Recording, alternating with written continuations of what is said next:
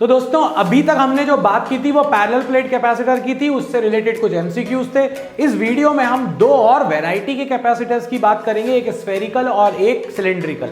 Cylindrical पर बहुत ज़्यादा क्वेश्चंस पूछे नहीं गए हैं और बहुत ज़्यादा क्वेश्चंस बनेंगे भी नहीं, इसीलिए अपन उसको छोड़ते हैं, मतलब किसे देखेंगे। मगर स्फेरिकल के क्वेश्चंस आए हैं, अच्छे क्वेश्चंस आए हैं एमसीक्यूज में, इसीलिए हम इसको करेंगे। अब कई लोग कहेंगे कि ये तो सिलेबस का पार्ट नहीं है, तो भाई एक काम करो, उनसे कहो एनसीईआरटी की पीछे की एक्सरसाइज को देखें, वहां पर स्फेरिकल और सिलेंड्रिकल कैपेसिटर मौजूद है। तो इसका मतलब है कि हमें ये करना पड़ेगा। तो चलिए बढ़ते हैं, पढ़ते हैं, करते हैं स्फेरिकल और सिलेंड्रिकल कैपेसिटर विद एमसीक्यूज।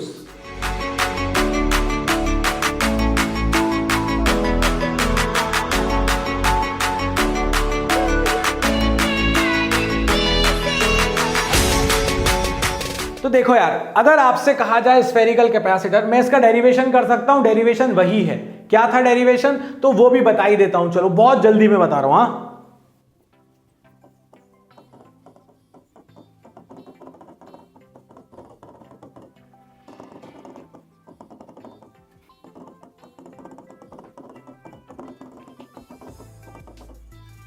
तो देखो यार, अगर दो हमारे पास स्फेरिकल कंडक्टर हैं तो वो बनाएंगे स्फेरिकल कैपेसिटर। अब एक के अंदर एक है, ठीक है। अंदर वाले को अपन बैटरी से कनेक्ट करते हैं, बाहर वाले को अपन अर्थ करते हैं जब अपन स्फेरिकल कैपेसिटर की बात करते हैं। एक स्पेशल केस भी बताऊंगा जब अपन अंदर वाले को अर्थ करेंगे और बाहर वाले को बैटरी से कनेक्ट करेंगे, वो नेक्स्ट केस होगा, बट उसके अंदर थोड़े से कॉम्प्लिकेशंस हैं, वो बाद में बात करेंगे। हमारे पास एक ही फॉर्मूला है सी कैपेसिटेंस निकालने का, Q upon potential difference in दोनों के बीच का, और स्फीयर को हम कंसिडर करते हैं पॉइंट चार्ज की तरह। फिर कहूंगा ये मैं बहुत जल्दी बता रहा हूं, पुराने वाले वीडियो में मैंने इन सब चीजों पर डिटेल में बात की है, प्लीज उसको जाकर देखो, क्योंकि वो देखोगे तो ये तुम्हें ऐसा लगेगा जैसे हलवा है, कुछ कर ही नहीं रहे, बाबा जी क्यों बता रहे हो, हमें आता है। ठीक, सो अगर इनर वाले पर अपन पोटेंशियल निकालें तो क्या होगा, देखो KQ/R, R की जगह पर A, और जब बाहर वाले के कारण अंदर पोटेंशियल निकाला जाता है, क्योंकि अपन इस कंडक्टर का पोटेंशियल निकाल रहे हैं, तो सरफेस पे जितना होगा उतना ही अंदर होगा। तो ये बी वाला जो पार्ट है ये हो जाएगा 1/4πε0 Q/B। माइनस क्यों आया, क्योंकि इस पर नेगेटिव चार्ज था, तो इसीलिए ये आ गया। अब जैसे ही इसमें से Q/4πε0 कॉमन ले लें, Q upon potential difference, Q = CV। अगर इस फॉर्मूले के अकॉर्डिंग देखें तो ये चीज आ जाएगी नीचे, तो C बन गया Q/VA - VB। Q से Q क्या हो गया, कैंसिल, 4πε0 पहुंच गया ऊपर, एलसीएम लेंगे तो B - A/BA। तो ये बन गया अपने पास capacity of a spherical conductor. ये डेरिवेशन हो गया एक तरह से, जिसकी आपको कोई जरूरत नहीं है, फॉर्मूला घुट्टा मार देना, और जरूरत पड़ेगी तो अपन इतने फंडे से इसको ड्राइव कर सकते हैं। तो कैपेसिटेंस क्या आ गया अपने पास स्फेरिकल कंडक्टर का, 4πε0 K क्या है, डाइलेक्ट्रिक मीडियम। अगर इनके बीच में अपन भर दें तो यहां कहीं पर अगर आपने डाइलेक्ट्रिक मीडियम को फिल कर दिया तो यहां पर ये K आ जाएगा ε0 के साथ। BA मतलब बड़े वाली रेडियस को B माना है, B × A/B - A। ये आ गया आपके पास capacitance of a spherical capacitor. Conductor नहीं, स्फेरिकल कंडक्टर का तो 4πε0 R था, यहां स्फेरिकल कैपेसिटर है। अब देखो ये किस किस पर डिपेंड कर रहा है, ये डिपेंड कर रहा है K पर, डाइलेक्ट्रिक कांस्टेंट पर, ये डिपेंड कर रहा है रेडियस ऑफ आउटर स्फीयर, ये डिपेंड कर रहा है रेडियस ऑफ इनर स्फीयर। मतलब जितने बड़े बड़े कंडक्टर होंगे उतनी ज्यादा कैपेसिटी होगी। अगर ये डिपेंड कर रहा है inversely B - A। B - A क्या है, B क्या है, बड़ा वाले की रेडियस, A क्या है, अंदर वाले की रेडियस, और B - A क्या है, उनके बीच का ये वाला गैप। अगर गैप ज्यादा होगा तो कैपेसिटी कम होगी, गैप कम होगा मतलब जितना पास ला सकते हो उतना पास ले आओ, कैपेसिटी बढ़ती चली जाएगी। ठीक है, सो इन फैक्टर्स पर स्फेरिकल कैपेसिटर की कैपेसिटी डिपेंड करती है। जल्दी से ले लो इसका तुम स्क्रीनशॉट।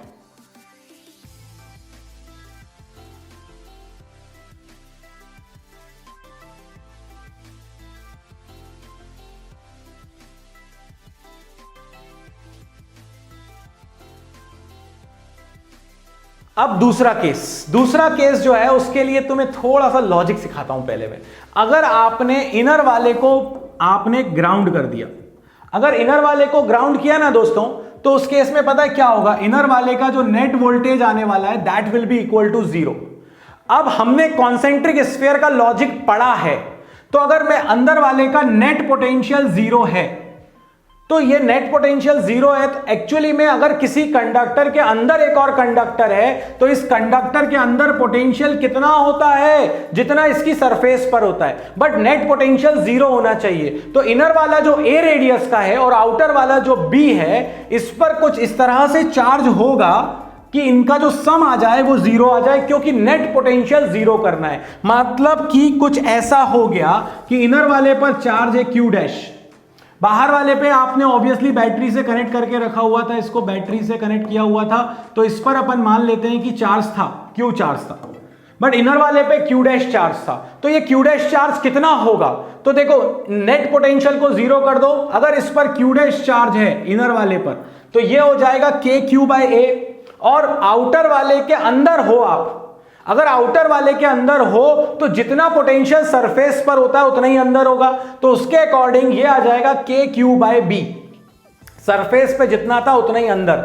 और क्योंकि इन दोनों का सम जीरो होना चाहिए, तो मैंने क्या किया, मैंने इस वाले को इधर शिफ्ट कर दिया, तो एक माइनस आ जाएगा, क्योंकि ये प्लस था इधर आएगा, माइनस आ गया तो ये माइनस आ गया अपने पास। क्या आ गया, यहां से के से के को कैंसिल, यहां पर क्यू डैश की वैल्यू आ रही है आपके पास a upon B into Q, A upon B into Q, मतलब कि इनर वाले पर जो चार्ज है वो a by B into Q है, और इसकी वजह से यहां पर इन दोनों के बीच में एक कैपेसिटेंस एस्टेब्लिश हो गया, ठीक है। और क्योंकि ये बाहर वाला जो था कंडक्टर वो बैटरी से कनेक्टेड है, इसीलिए मैं अब तुमको देने जा रहा हूं बूटी, जब आप अंदर वाले को ग्राउंड करोगे तो वो एक्चुअली में कॉम्बिनेशन है स्फेरिकल कंडक्टर, बड़े वाले, ये बड़ा वाला जो रेडियस है ना उसके स्फेरिकल कंडक्टर, और जो इन दोनों के बीच में एक स्फेरिकल कैपेसिटर, इन दोनों का कॉम्बिनेशन है ये केस। फिर से सुन लो बूटी है ये, अगर आप इनर वाले को ग्राउंड करते हो तो it is a combination of two, किस किस का कॉम्बिनेशन है, बाहर वाले कंडक्टर की कैपेसिटी स्फेरिकल कंडक्टर की, प्लस इन दोनों के बीच में जो क्यू डैश की वजह से कैपेसिटेंस आया, तो प्लस स्फेरिकल कैपेसिटर। अगर इस चीज को अपन यहां पर कंबाइन कर दें तो यहां पर देखो क्या चीज निकल कर आ रही है, जो नेट कैपेसिटी निकल कर आ रही है आपके पास, वो आ रही है आउटर वाले की, क्या, आउटर वाले की स्फेरिकल कंडक्टर की capacity 4 pi epsilon naught R, R की जगह पर आउटर वाले की रेडियस थी बी, और उन दोनों के बीच में एक स्फेरिकल कैपेसिटर यानी कि 4 pi epsilon naught B A upon B minus A. अब कुछ मत करो, इसको सॉल्व कर दो, यानी कि 4 पाई एप्सिलॉन नॉट बी तो कॉमन, यहां बचेगा 1, यहां बचेगा a upon B minus A, ये a upon B minus A यहां आ गया एलसीएम में, b minus A plus a upon B minus A, a से a cancel, b into B will become b square, so 4 pi epsilon naught b square upon b minus A, this is your capacity, और you can से the capacitance of a conductor, spherical capacitor और to concentric sphere जिनमें आपने अंदर वाले को अर्थ किया हुआ था, तो ये आ गई इसकी कैपेसिटी। मगर फिर भी मैं आपसे कहूंगा, मैं इसको याद नहीं रखता, मैं याद ये रखता हूं कि जब भी मैं अर्थ करता हूं उस केस में मेरे पास ये एक्चुअली मैं इनर वाले को अर्थ करता हूं तो ये हो जाता है कॉम्बिनेशन ऑफ बाहर वाले की स्फेरिकल कंडक्टर की कैपेसिटी प्लस स्फेरिकल कैपेसिटर का जो कैपेसिटेंस है, उन दोनों का सम कर देते हैं तो आंसर आपके पास निकल कर आ जाता है 4 pi epsilon naught B square upon B minus A, और अगर मीडियम आ जाएगा तो के आ जाएगा। तो ये एक फॉर्मूला हो गया। ये एक और चीज हो गई कि अंदर वाले पर कितना चार्ज होगा तो इतना चार्ज होगा। अगर आप चाहो तो जल्दी से इसका ले लो अब तुम स्क्रीनशॉट।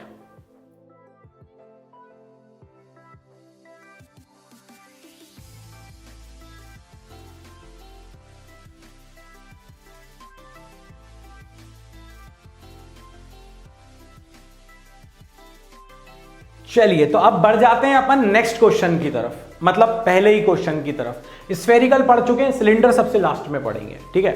सो अगर यहां देखें, the capacitance of a spherical conductor is 1 microfarad, मतलब कि C की वैल्यू है 1 × 10⁻⁻⁶।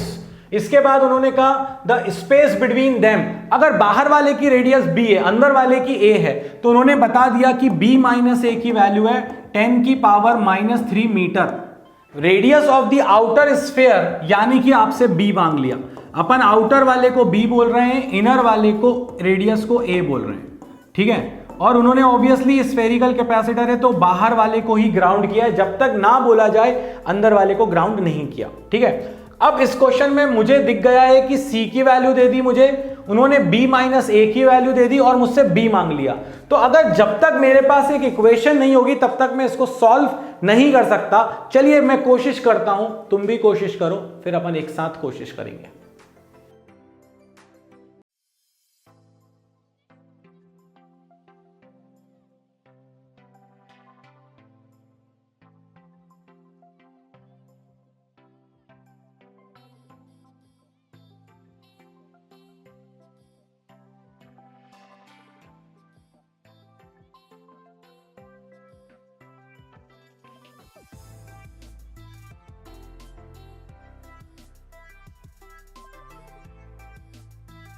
तो देखो यार, मुझे b माइनस ए पता था, मुझे b निकालना था और मुझे कैपेसिटी पता थी। अब जैसे ही कैपेसिटी पता थी तो मैंने सबसे पहले कैपेसिटेंस का फॉर्मूला निकाल दिया। यहां पर स्फेरिकल का क्या था, 4 पाई एप्सिलॉन नॉट, जिसे मैं लिख सकता हूं 9 into 10 to the power 9 b minus A upon B A, 1/9 into 10 to the power 9। ये किसकी वैल्यू है, 4 पाई एप्सिलॉन नॉट की। c की वैल्यू कितनी दे रखी थी, 1 माइक्रो फैरड। बी ए मुझे पता नहीं है, मगर b माइनस ए मुझे पता है, कितना है ये 10 की पावर -3, यहां रख दिया। तो देखो ये पूरी की पूरी चीज जो है ये यहां आ जाएगी। जैसे ही आई तो ये हो जाएगा B A is equal to 9 into 10 की power 9 minus 6 minus 3 minus 6 minus 3। जैसे ये हुआ तो ये तो खत्म हो गया, 10 की पावर 0 यानी 1, बचेगा 9। तो b इंटू ए आ गया 9, हमें b चाहिए था तो मैंने a की वैल्यू निकाल ली 9 अपॉन बी। जैसे ही a की वैल्यू आई 9 अपॉन बी, मैंने यहां से उठाई a की वैल्यू और यहां पर रख दी from equation 1 and 2। b minus a की वैल्यू क्या है 9 अपॉन बी, और 10 की पावर -3 को 1 अपॉन 10 की पावर +3 लिख सकते हैं, यानी 1000। उसके बाद मैंने कहा अब ये इक्वेशन तो b में बन गई है, b निकालना था मुझे, तो मैंने क्या किया, इसको यहां क्रॉस मल्टीप्लाई कर दिया एलसीएम लेके, B square minus 9 upon B. और जैसे ही अपन ने 1000 का मल्टीप्लाई किया तो ये हो गया 1000 बी स्क्वायर, 9 इंटू 1000 हो गया 9000, बी उधर चला गया तो इक्वल टू बी, ये आ गया 1000 बी स्क्वायर, प्लस का बी इधर आके माइनस का बी, माइनस का 9000 इज इक्वल टू 0। अब ये आपके पास क्वाड्रेटिक इक्वेशन है जिसको सॉल्व करने के लिए याद करो ax square plus B X plus C वाला फॉर्मूला लगाते थे।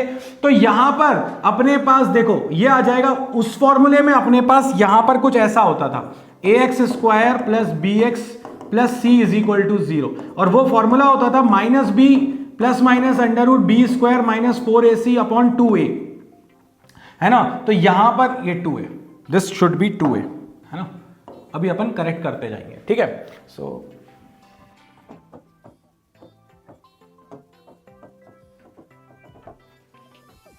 तो ये अपने पास आ जाता था अपॉन में 2 है। तो यहां पर देखो, यहां पर ये जो b होता था x के साथ वाला, इसके साथ पर यहां पर क्या है अपने पास -1, तो -1 माइनस पहले से ही था, एक -1 plus minus under root B square यानी कि यहां पर कोएफिशिएंट है 1, तो ये 1 का -1 का स्क्वायर माइनस 4ac, a की वैल्यू क्या है 1000, c की वैल्यू क्या है माइनस का 9000 अपॉन 2a, a क्या है अपने पास 1000।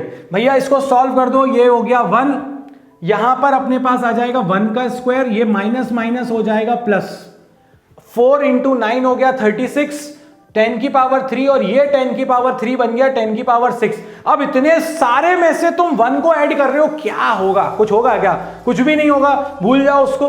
तो 30, अब अगर ये 1 को भूल गए तो बचेगा 36 का रूट 6, 10 की पावर 6 का 10 की पावर 3। अब 6000 में 1 ऐड कर रहे हो तो अप्रोक्सीमेटली 6000 ही मान लेते हैं, 6000 अपॉन 2000, आंसर आ गया approximately 3। So if you go for the answer then according to this calculation your answer will be approximately what, 3 metre. So the correct answer of this question is basically equal to 3 metre. इसका मुझे लगता है कि तुम्हें इसका screenshot ले लेना चाहिए, थोड़ा सा कैलकुलेशन वाला पॉइंट बचेगा वो तुम कर लेना, जल्दी से ले लो स्क्रीनशॉट।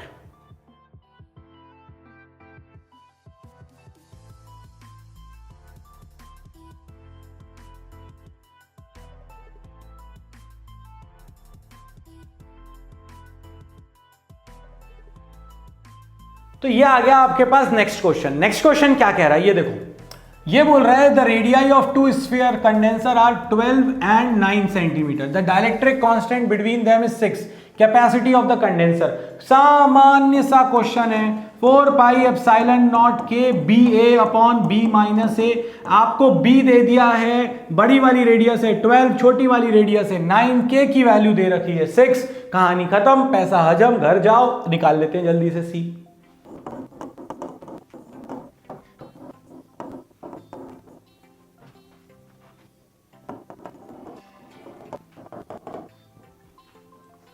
जैसे ही अपन यहां पर सी 4 पाई एप्सिलॉन नॉट के B A upon B minus A में, ये हो गई आपके पास 4 पाई एप्सिलॉन नॉट की value 1 upon 9 into 10 to the power 9, के की वैल्यू आपने रख दी है 6, बी की वैल्यू आपने रख दी 12, ए की वैल्यू आपने रख दी 9, सेंटी था इसलिए 10 की पावर -2, अपॉन में क्या आता है बी माइनस ए, 12 माइनस 9 इंटू 10 की पावर -2। क्यों आया, क्योंकि सेंटीमीटर में था।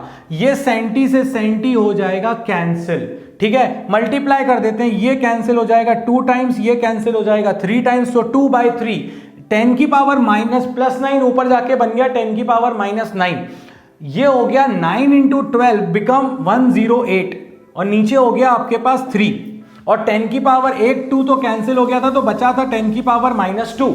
अब ये देखो 2 इंटू 108 ये आ गया, 3 3 9 ये आ गया, इंटू 10 की पावर 9 - 2 यानी 11, 24, क्योंकि ये 9 से कैंसिल हो रहा है, ये चीज कैंसिल हो रही है 12 टाइम्स, 12 इंटू 2 24 इंटू 10 की पावर -11।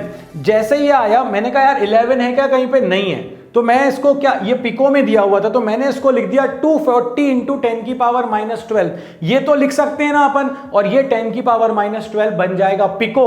तो आपका आंसर आ गया ब्यूटीफुल सा ए, 240 pico farad is the answer of this capacitance, जो कि इन दोनों से मिलकर बना था। बहुत छोटे पिद्दू से थे, एक 6 सेंटीमीटर का था, एक 12 का था, उनके बीच में गैप और कम करते तो शायद कैपेसिटी और ज्यादा बढ़ जाती। स्फेरिकल की ये दूसरी वैरायटी थी। अब अपने पास आती है next variety, a spherical condenser has inner and outer sphere of radii A and B. अब क्वेश्चन को अच्छे से पढ़ना, ठीक है। इसके बाद क्या बोला है उन्होंने, the space between the two is filled with air, मतलब एयर फिल्ड है। The difference between the capacity of two condenser formed when the outer sphere is earth and when the inner is earth।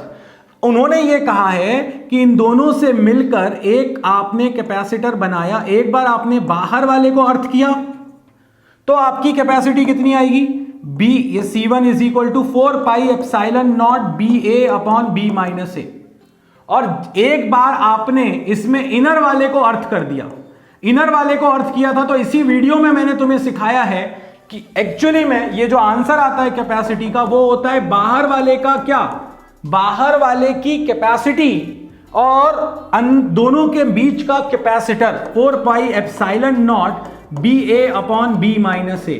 अब उन्होंने कहा कि एक बार अंदर वाले को अर्थ किया, एक बार बाहर वाले को अर्थ किया, उल्टा है ना, और इन दोनों का जो डिफरेंस आएगा वो कितना आएगा। तो जब इन दोनों को माइनस करोगे तो गौर से देखो, ये वाला पार्ट यहां पर भी है और ये वाला पार्ट यहां पर भी है, ये एक दूसरे को कैंसिल आउट कर देंगे। आंसर क्या बचेगा, 4 पाई एप्सिलॉन नॉट बी। बेहतरीन क्वेश्चन था, लाजवाब क्वेश्चन था, इसका तो तुम्हें स्क्रीनशॉट ले लेना चाहिए।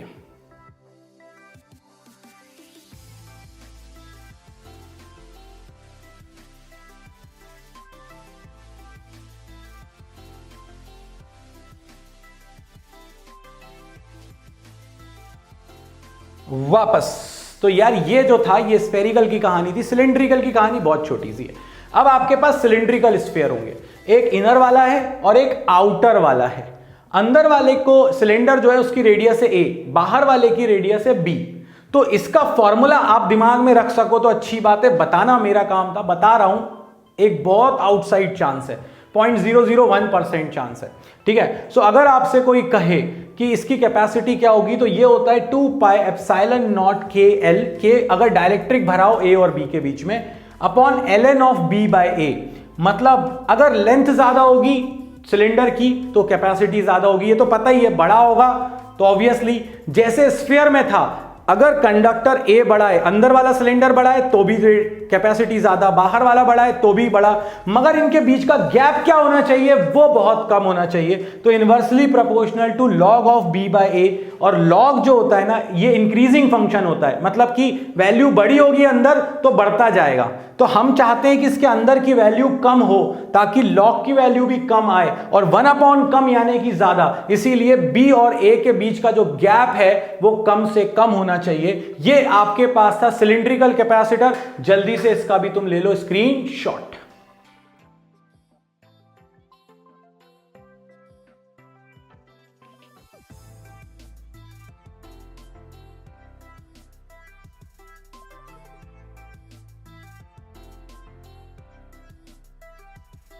वापस, तो ये हमारे पास हुए सिलिंड्रिकल कैपेसिटर की कहानी, स्फेरिकल कैपेसिटर की कहानी। स्फेरिकल के भी 2 केसेस थे हमारे पास। हम सारे एक्सट्रीम तक जाकर टच कर रहे हैं चीजों को करने के लिए, बिल्कुल भी टेंशन मत लो। सिर्फ इसके बाद बचेगी प्रैक्टिस, वो भी बाबा जी आपको करवाएंगे ही करवाएंगे। नेक्स्ट वीडियो बहुत इंपॉर्टेंट आने वाला है, क्योंकि वहां अपन बात करेंगे डाइलेक्ट्रिक के कॉम्बिनेशन की। तो इस वीडियो में तो इतना ही। लाइक शेयर सब्सक्राइब करना बिल्कुल मत भूलना। मिलेंगे नेक्स्ट वीडियो में डाइलेक्ट्रिक के साथ, तब तक के लिए बाबा जी की तरफ से जय हो।